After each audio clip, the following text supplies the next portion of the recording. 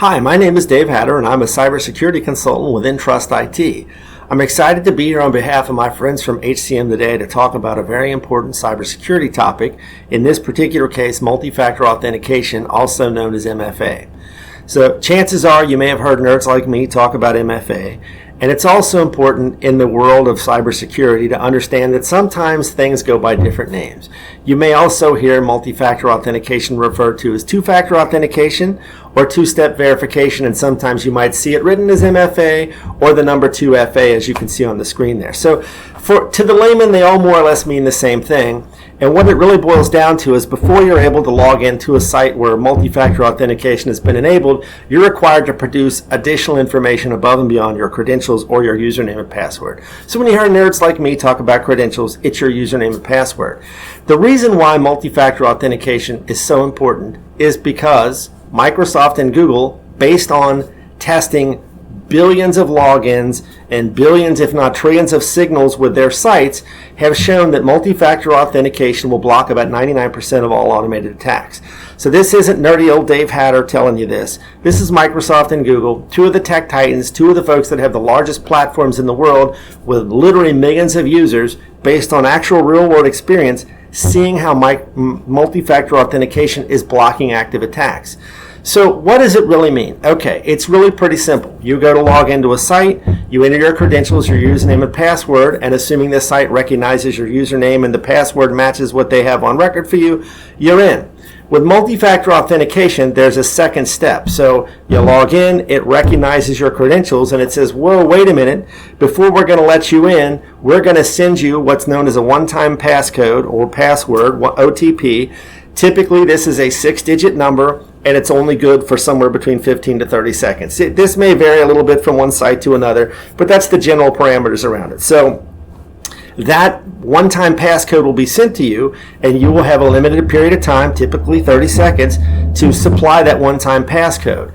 And the one-time passcode might be delivered to you in a variety of different ways, but the two most common and the two most useful for the average person is either when you sign up for multi-factor authentication, which will need to be enabled on a site-by-site basis, you supply your cell phone number, and then that one-time passcode is sent via text. Chances are, for your bank account, for your insurance or your health insurance, you may have already experienced this without even really understanding what it's called, and perhaps not realizing that you can enable this on other sites. And ideally, enable it everywhere that you can. So you go to log in, you enter your credentials, and then you get a text to the phone number on file with a one-time passcode. You have a limited amount of time to enter that, and if you don't enter it within that period of time, you'll have to have it resend you a new passcode. The second most common option is to use what's known as an authenticator app. This is an app you would install on your phone. For each site where you have multi-factor authentication enabled, you would go to that site. You typically would get a QR code, that weird square barcode looking thing. You take a picture of it with your phone inside the Authenticator app, and that synchronizes the Authenticator app to that website. So for example, if you went to the Facebook website, you turned on MFA, and you used an Authenticator app like Authy, which I've referenced there in the bullets, you would take a picture of that QR code with Authy, and that would synchronize your instance of Authy on your phone to Facebook, and then every time you log in, you don't get a text. You actually open up Authy and you pick Facebook, and it gives you that code. Any version of multi-factor authentication is better than none, because then once MFA is enabled, even if a bad guy can get your credentials, either they can guess your username and password, they crack your username and password, they buy your username and password off a list off the dark web, they still can't access your account because they're prompted for that one-time passcode, which is going to your phone. So again, any multi-factor authentication is better than none.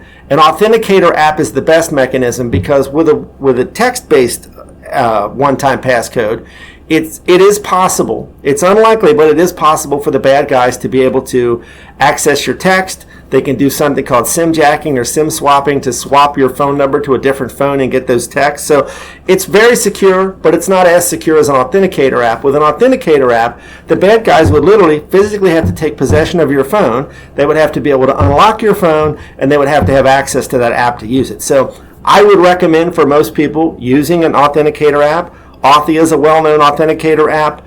You've got LastPass Authenticator, Microsoft makes an authenticator, Google makes an authenticator. There are several out there, but any MFA is better than none.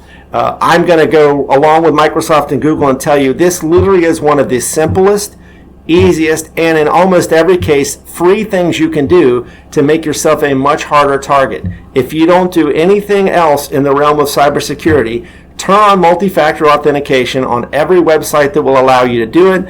Use an authenticator app to kick it up to the next level. And you can see in one of the bullets I have there, if you want more information about multi-factor authentication or two-factor authentication, you can visit twofactorauth.org. It's a great resource, a lot of tips, a lot of information that will help you figure out how to implement multi-factor authentication. So do it today. Turn it on everywhere you can. You will make yourself, your family, and your organization much more secure. Thank you very much. I hope that helps. And if you do have questions, you're more than welcome to look me up on Twitter or LinkedIn. I'm easy to find, Dave Hatter, and I'll be happy to try to provide additional advice. Thank you very much, and have a great day.